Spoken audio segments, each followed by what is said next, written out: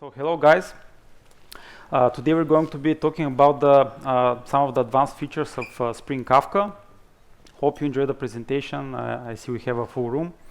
Let me introduce myself. So I'm Kosta. I'm a software engineer working at ING. I'm passionate about Spring, also the event-driven ecosystem, and we want to share with you some lessons learned and interesting things we came across along our path.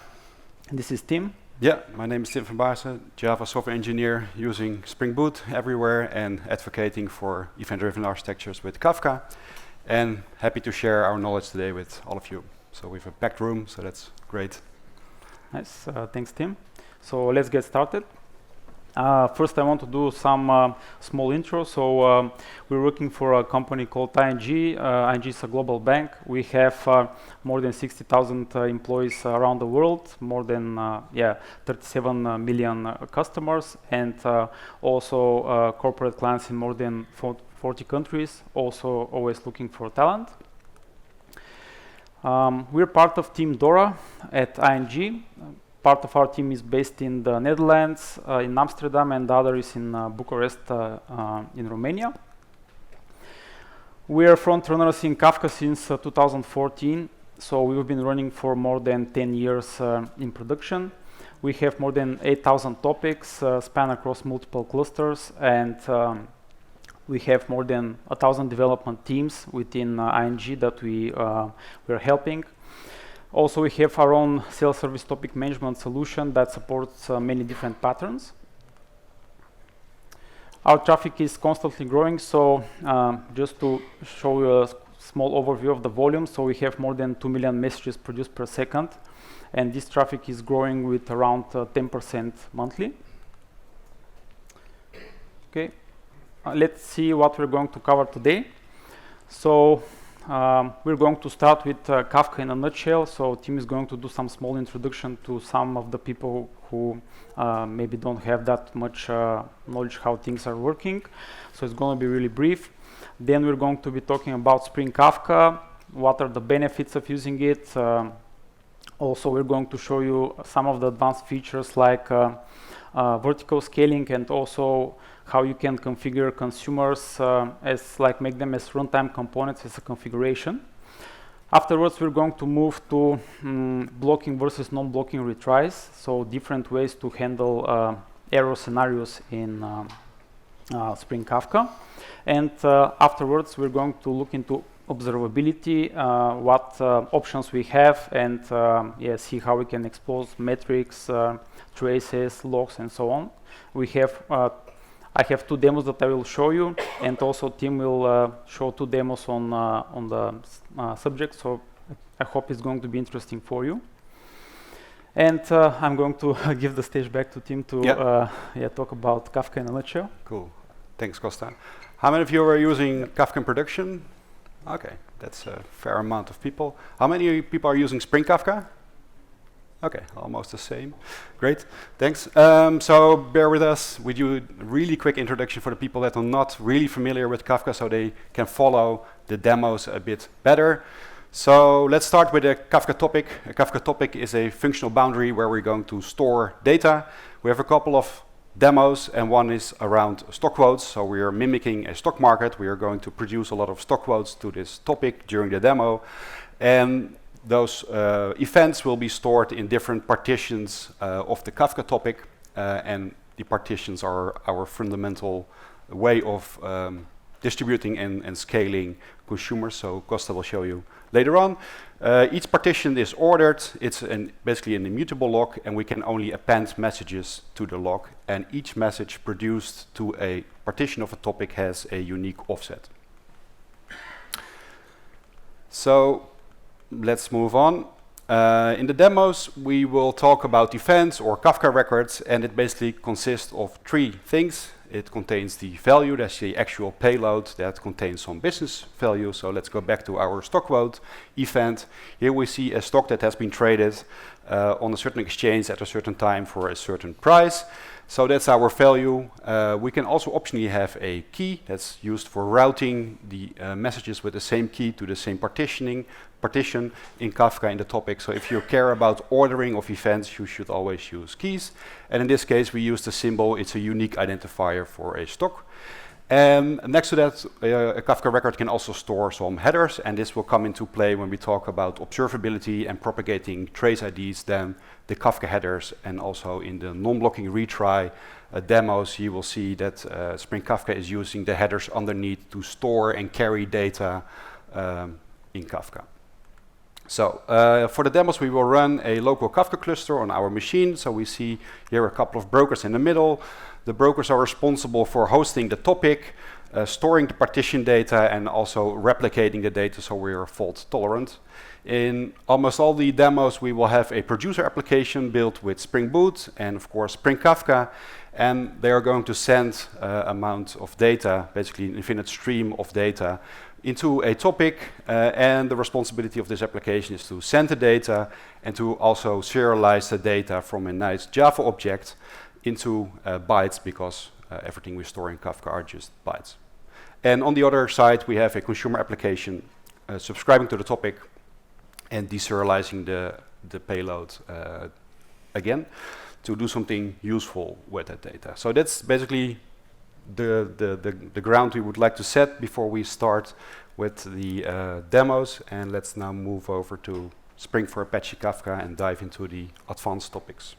Yes, thanks, Tim. So if you're using Spring and Kafka, like Spring Kafka, of course, is the way to go. Why it's useful? So it helps us remove a lot of boilerplate code that we usually write. So maybe some people use the plain API. You know how difficult it is to configure things, and Spring Kafka gives us ways to make configurations just by using, let's say, a YAML file. All the pins are configured for us, so it's really easy and simple. How do the different layers look like? So we have Kafka, we have the Kafka Clients API, which has the consumer and the producer API. Maybe some of you used it directly. But yeah, Spring Kafka is built on top of that, and actually it provides a couple of different really useful classes that we're going to actually see in the demos.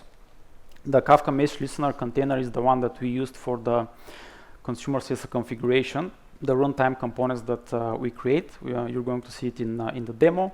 Also, we have the error handler that, as the name states, helps us in error scenarios, how we can handle different events. On top of that, we have the user code with multiple annotations that you can use. So Tim is going to show us more about the retries. We have embedded Kafka, also the Kafka template that we usually use to send events, and the Kafka listener if we're creating consumers. Okay, so that was about a small introduction to Spring Kafka. Before I continue with the demos and everything, I just want to do a brief introduction in consumer groups. I'm not sure if all of the people are familiar with them. So it's the fundamental unit of parallelism in Kafka. So data is distributed across multiple partitions, and the consumer groups enable concurrent processing. So let's say we have a consumer group with multiple consumers inside. Usually each partition is consumed by only one consumer within a group. Of course, you can have multiple consumers reading from, like one consumer reading from multiple partitions. But yeah, the idea is that, let's say a consumer within the group dies, there is an automatic rebalance in case a new consumer joins or like an existing consumer dies. And in this case, the partitions are automatically rebalanced, and we are sure that like data is being consumed as expected.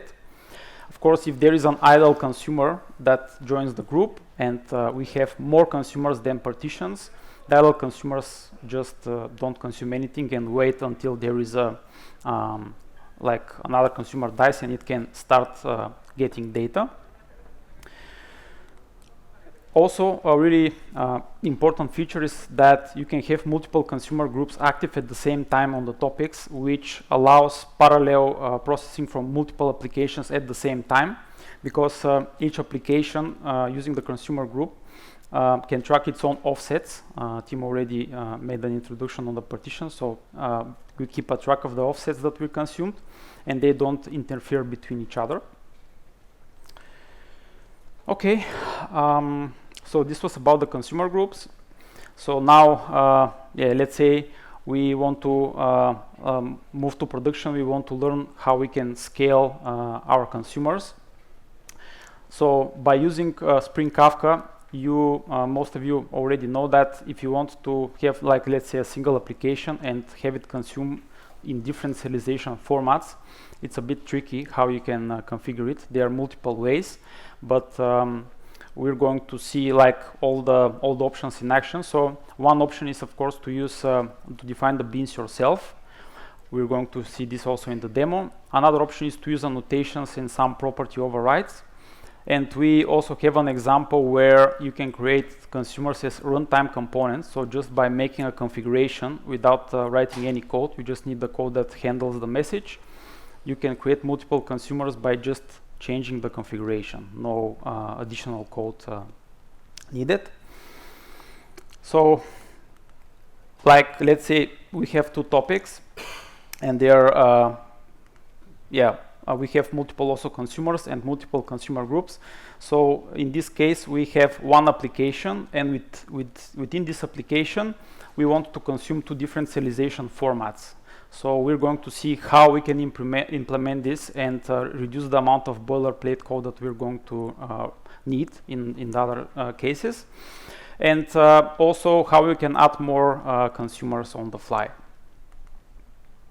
Okay. So let's take a look at the demo. So we're using Docker Compose and Docker, of course, to start the infrastructure that we need. Let's take a brief look at the different components which are involved. So we have a Kafka broker, we have schema registry, also Postgres database that is used by Conductor, which is a tool that I will show in a bit. We use it to visualize data in Kafka.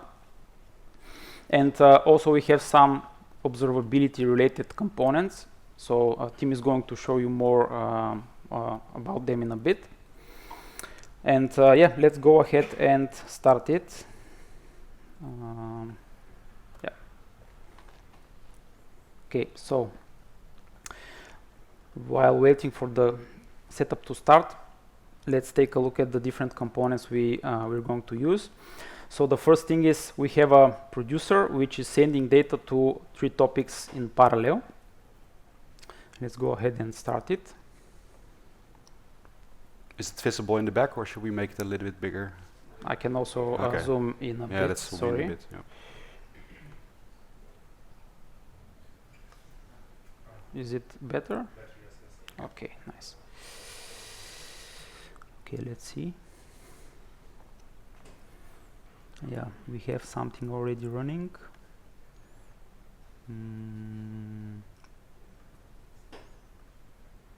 Okay, let's try again. Maybe you have it already started? I don't think so. We can maybe quickly kill it. Sorry. Always good.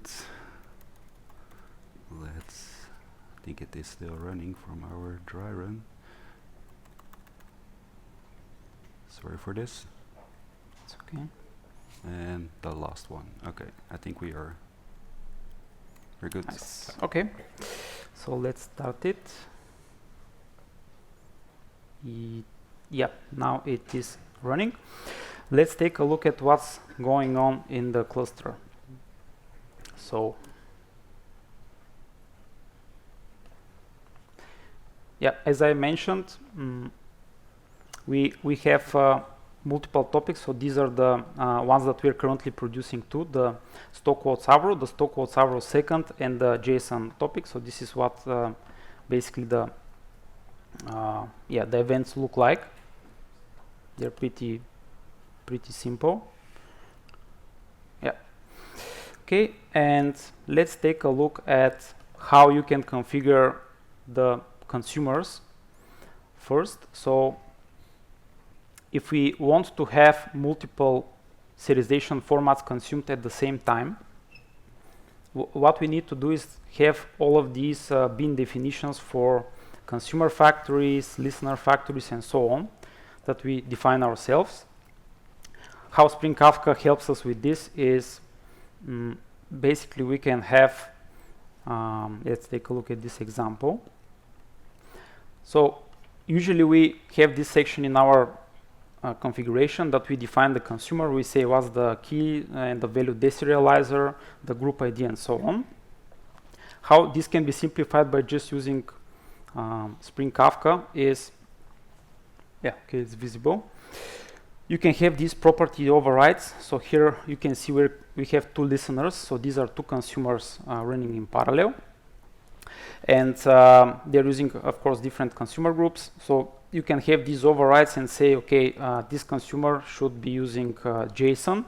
And just by making these configurations, you are basically able to consume two serialization formats at the same time. Let's quickly see this in action. Okay, so you can see, in the logs, we're consuming from both the Avro and the JSON topic. And let's say we want to allow different serialization formats also and remove all the configuration and the properties inside the code that we have. So this is the example that I want to show you. Okay. So what we did is we did a small implementation. I'm going to walk you through it really quickly in a bit. We defined a custom Kafka consumer section, which you can, by just copying this section multiple times, you're creating consumers on the fly.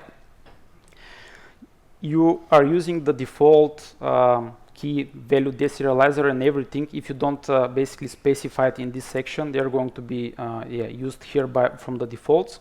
And in the other example that I will show you here, we do some overrides for the key and value deserializer.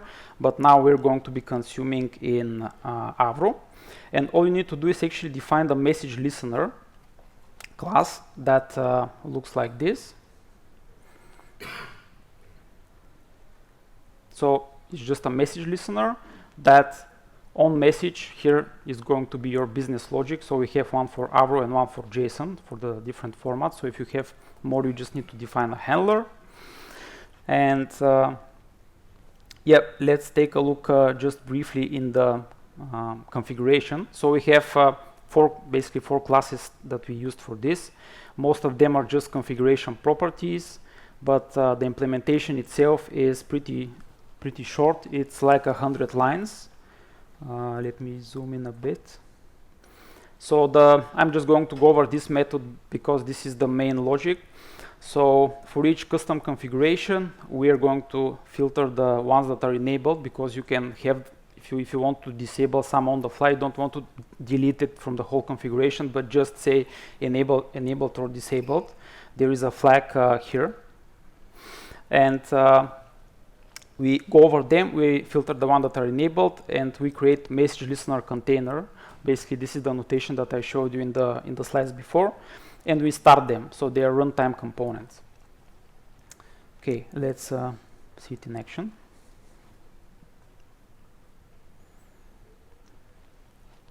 Okay, so now we're consuming in Avro format. We have defined just a single consumer here. Let's say we want to start consuming a second topic. So we just add it here. And if we start it again, usually it takes some time for the rebalancing that I was explaining in the first slides to happen. And after this is a fact, we're going to see that we're consuming from two topics at the same time. So the stock quotes Avro and the stock quotes Avro second. Yeah, let's give it some time.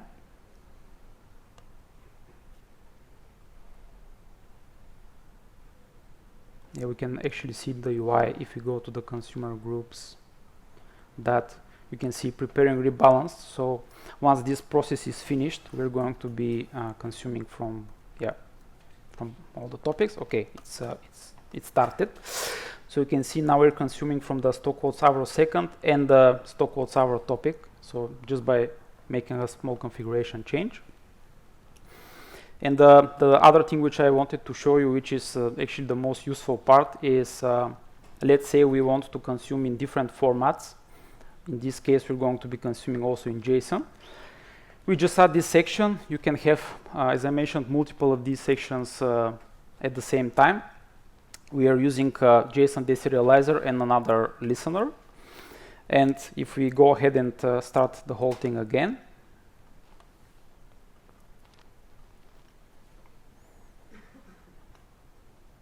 yeah, I'm expecting that again there will be some small time with, okay, it already started.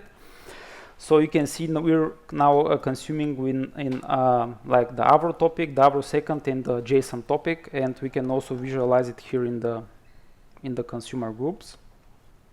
Of course, it takes some time for this to reflect in the UI. Okay, so this group, if we dive into it, you can see it's used in 2 topics. And the JSON group, where is it? Okay. Okay, yeah, it takes some time to refresh, but anyway. Okay, so this is what I wanted to show in terms of the custom like consumers as a configuration. So by just making a configuration change, we are able to consume in different formats, because some people may need on the fly to add multiple topics and multiple consumers, and we don't want to manage that as beans, as I showed you. Okay, let me stop it now and move to the next section. Okay. So 1 second. Okay. So we looked into ways to make consumers as configuration. We want to now move to production and think about how we can scale this solution and have like multiple consumers running at the same time. We also need to think about vertical and horizontal scaling. So horizontal scaling refers to adding additional nodes to the system, where vertical is about like adding more power and resources to the current machines. How this looks like in Kafka.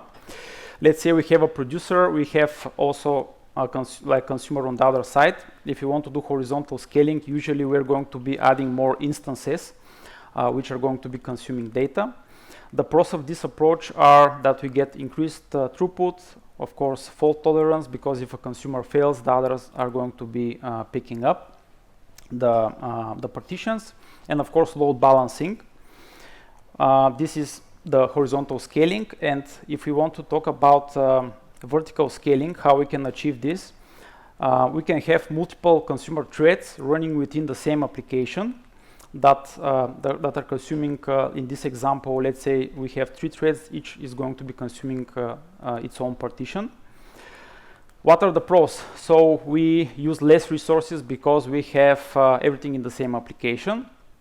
It's easier to scale because we just make a configuration property change. I'm going to show this in the next demo. And of course, the throughput is increased because we have more consumers processing data.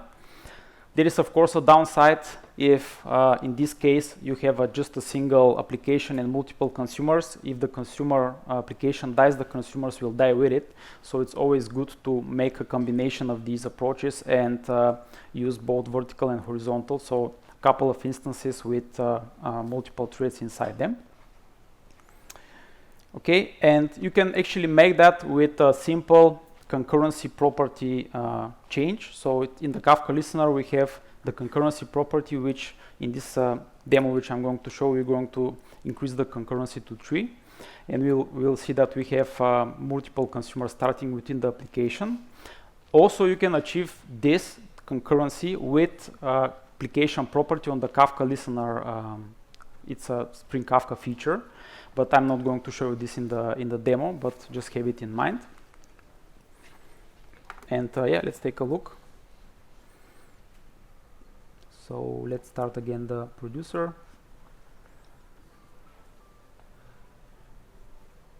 Okay, so we're sending data. And if we take a look at the annotations example, so you can, I already showed you this part, so we have 2 listeners. Let me start it again just to see the difference. Okay.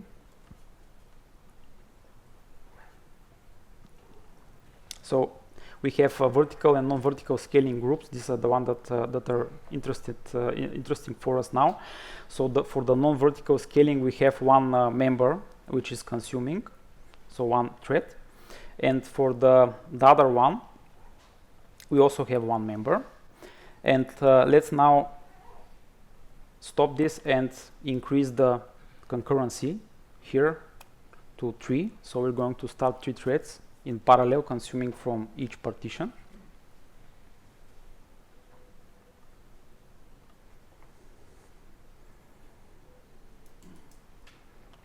Okay, it started.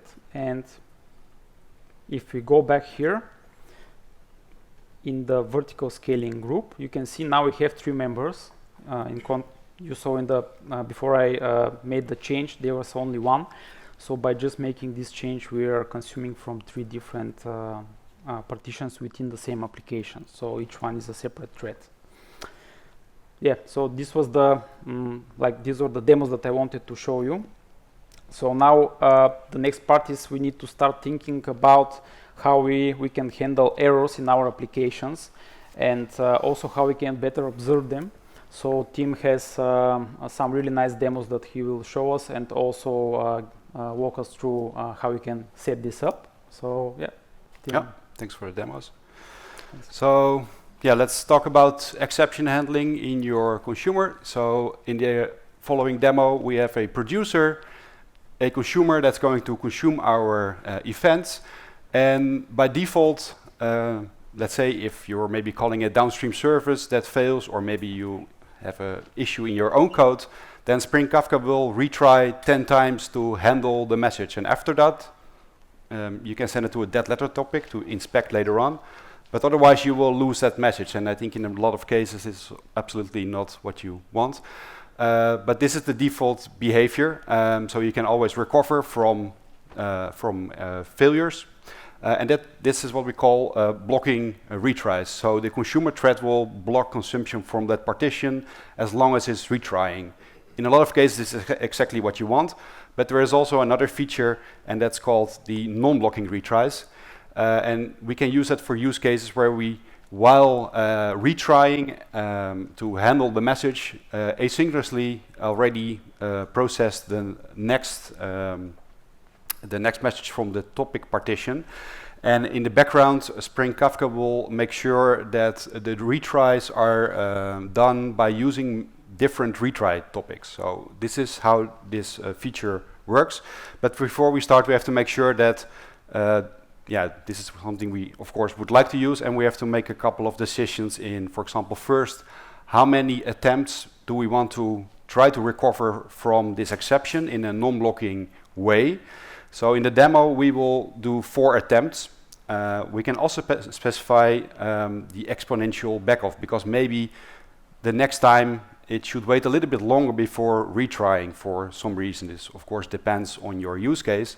So to not keep us waiting too long, we just have an initial interval of 1 second, and we have a multiplier of 2. So on the first attempt, that will come in, of course, on the events topic. On purpose, we have an exception in our code. That message will be sent to the retry topic, and after 1 second, Spring Kafka, when we enable this retry feature, it will retry again. If it, for some reason, fails somewhere down the path further, then it will be sent to another retry topic, and you can eventually, if your the attempts are exhausted, it will be sent to a dead letter topic, so you can inspect why this message failed. And that's also optional, so you don't have to use a dead letter topic, but this is something you can configure. So what guarantees does Spring Kafka give us here? So it guarantees that messages will never be processed before this due time. So here, the first retry will be done after a second, not earlier than that second. So that's a guarantee by Spring Kafka. And it's also good to be aware that now your consumer application that's retrying and using this non-blocking retry feature will actually become a producer, right? Because it needs to produce to the retry topics to wait a little bit for the retry. And the delay precision is guaranteed on the best effort basis. So in this example we chose for 1 second. It will not be exactly on that second, but it's a best effort. So if you're really time critical, then maybe this feature is not for you. And it's also good to have as many partitions on the retry topic as you have on the original topic. And also some pitfalls to be aware of that, if you're using this feature, messages can be handled out of order. So if ordering is really important for your use case, also non-blocking retries is a feature you probably don't want to use. Next to that, on purpose, we introduced a null pointer exception in our example. Of course, this can never be recovered without changing the code, right? So you really have to think about what kind of exceptions can I recover from and what kind of exceptions I cannot recover from. So let's go to the demo. I think everything is still running. Let's stop the 2 applications here. We will share the code base with you. It's on GitHub, so you can play around with all the examples we are showing today. But let's go to the that letter topic module. We have 2 examples to show. We will focus primarily on the non-blocking retries feature, but later on you can also play around with the blocking retry feature. So how do we get started? In this Spring Boot project, we already have Spring Kafka in the project, and we can enable this feature because by default this feature is disabled. So let's quickly go here. We can enable this feature, and we can specify how many attempts we would like to try to recover from some exceptions, and we can also specify the backoff with the delay and the multiplier.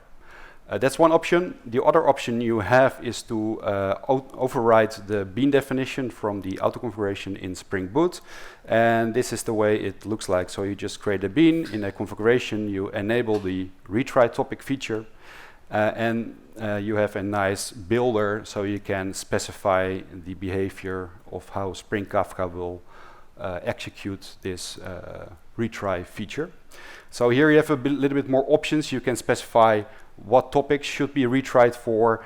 If you would like to have more control over the name of the topic, you have a couple of nice methods here to set that.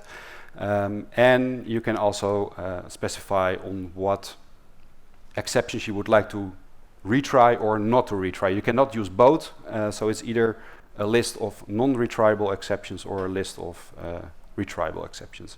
So we can use this part, or we can also use the annotation. That's another way of configuring it, and that brings us to the example. So here we see a Kafka listener, and we can also annotate a method with a retriable topic, and we can more or less specify the same properties here. So let's start this application, and let's see how it works in practice.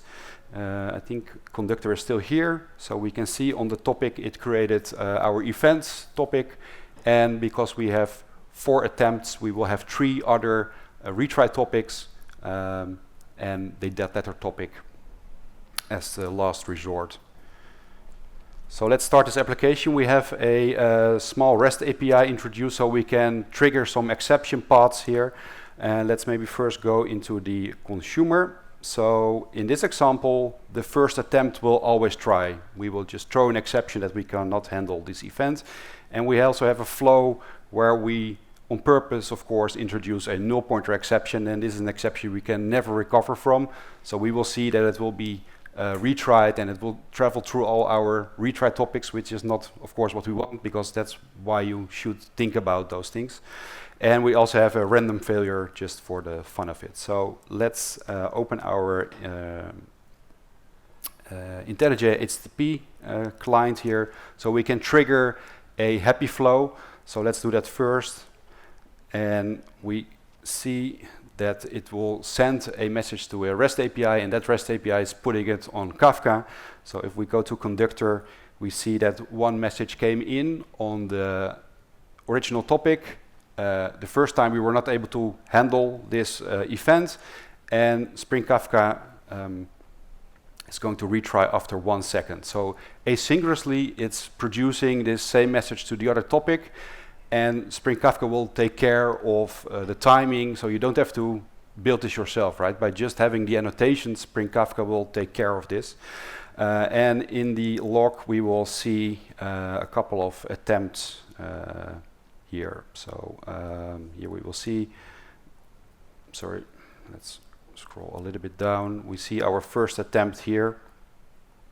And then after the second attempt, we were able to handle this. So that's pretty nice.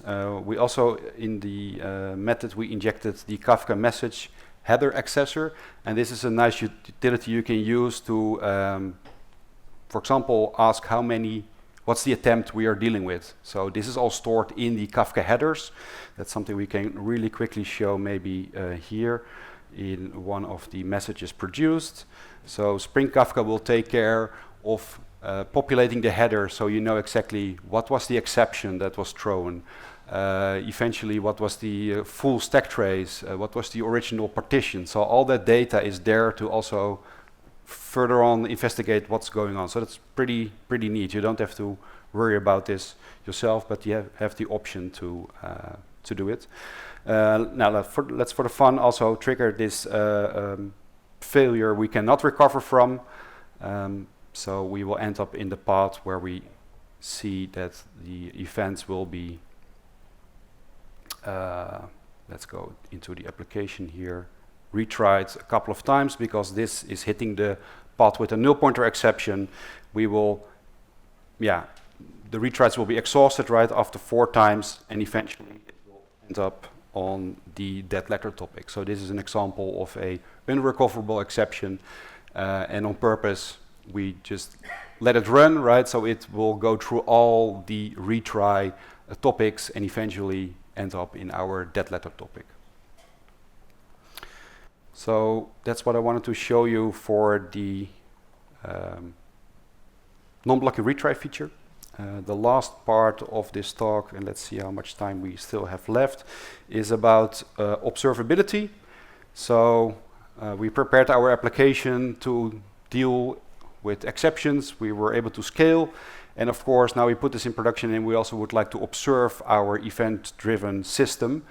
So of course logging is important, metrics is important, but also tracing events over Kafka and handled in multiple different applications is something we would like to observe. So what options do we have, and what options does Spring Boot, Micrometer and Spring Kafka bring to the table? That's basically what we're going to talk about next. So let's start with tracing. We will have an application that's producing to Kafka and consuming, and we would like to trace whether or not this was successful.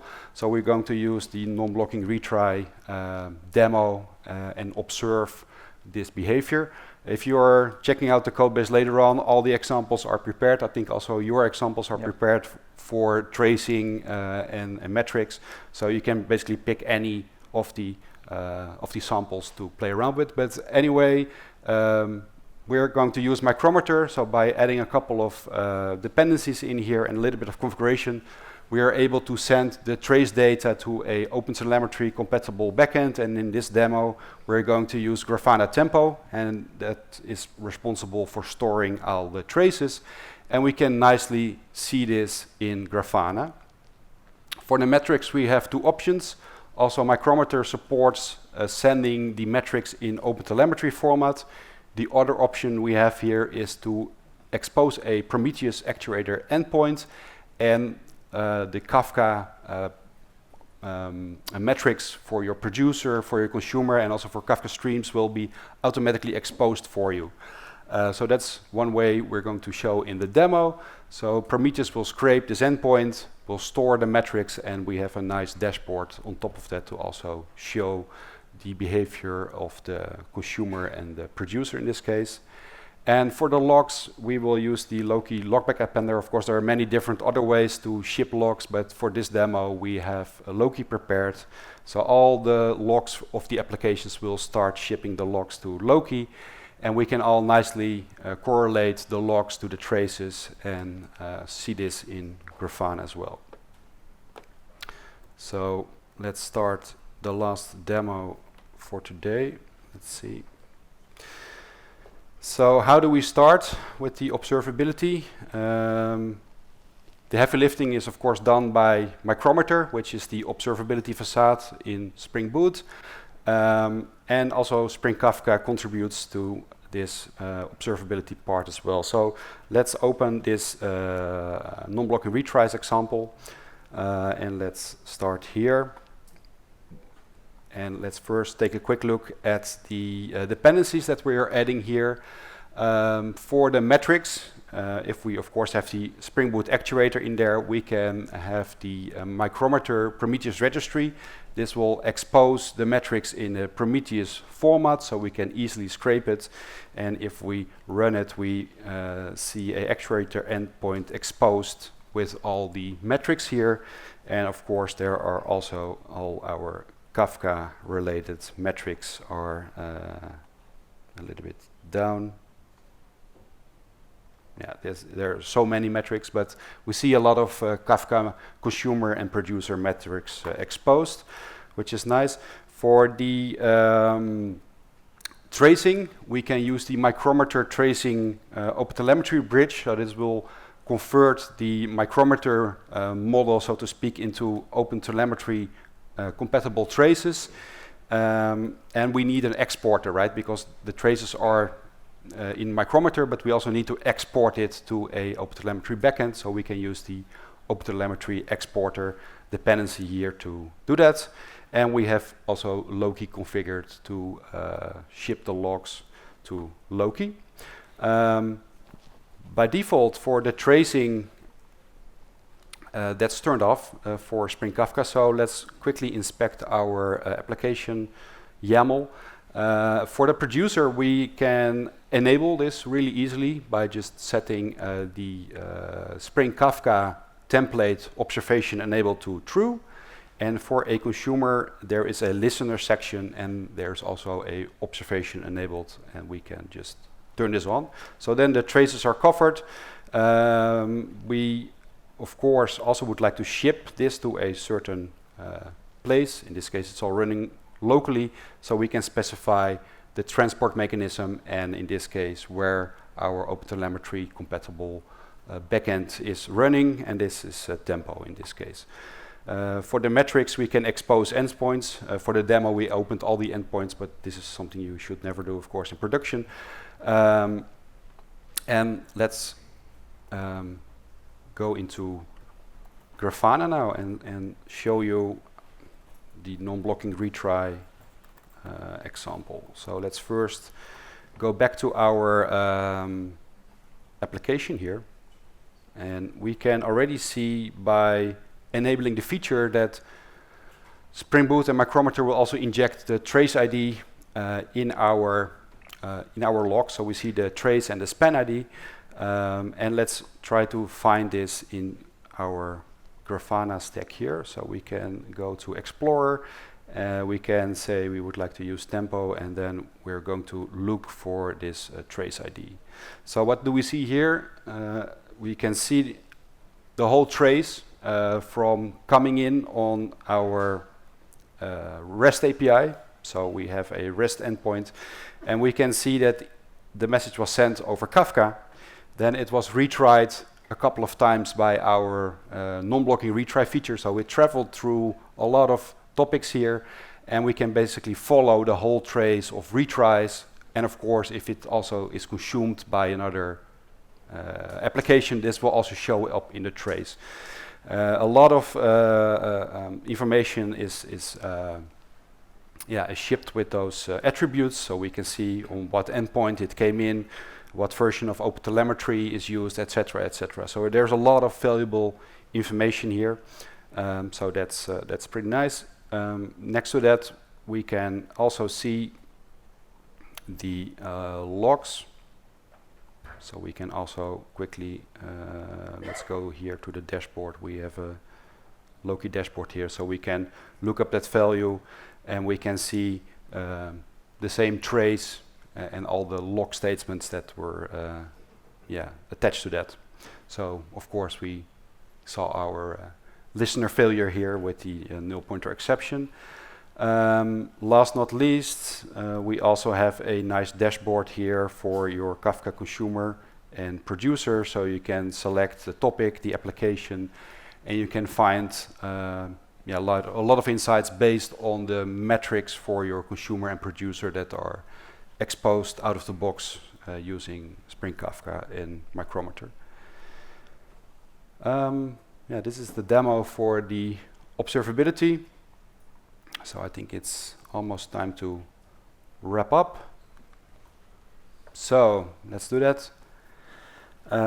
Kosta showed us if we would like to deal with different serialization formats. So one topic has Afro. Unfortunately, another team decided to use JSON, or we have different properties we need to configure our consumers with. Then we can use Spring Kafka listener annotations to override this. We can specify multiple beans, but then we are going into creating our own boilerplate code, and that's why we use Spring Kafka 4 to get rid of, right? Or Kosta showed us a nice way with a little bit of custom code to make this more configurable without creating all those beans and overrides yourself. So that's pretty nice. Kosta also showed you how to scale up the consumer threads simply by setting a property on the listener or in the listener configuration of your application. So that's pretty convenient. We demoed the blocking and non-blocking retry feature. So make sure that you're applying it in the correct use case, because ordering, if that's important to you, probably this feature is not for you. And we also did a small deep dive on observability and what Spring Kafka in combination with Spring Boot and Micrometer brings to the table. So we looked at metrics, tracing, and logs. That was the end of our talk. You can find the complete code base with all the examples here. I hope you enjoyed our talk. Please leave some feedback for us. And I think we took almost all the time, so feel free to step forward if you have any questions, and you can also ask them in the app, of course. Thanks for joining.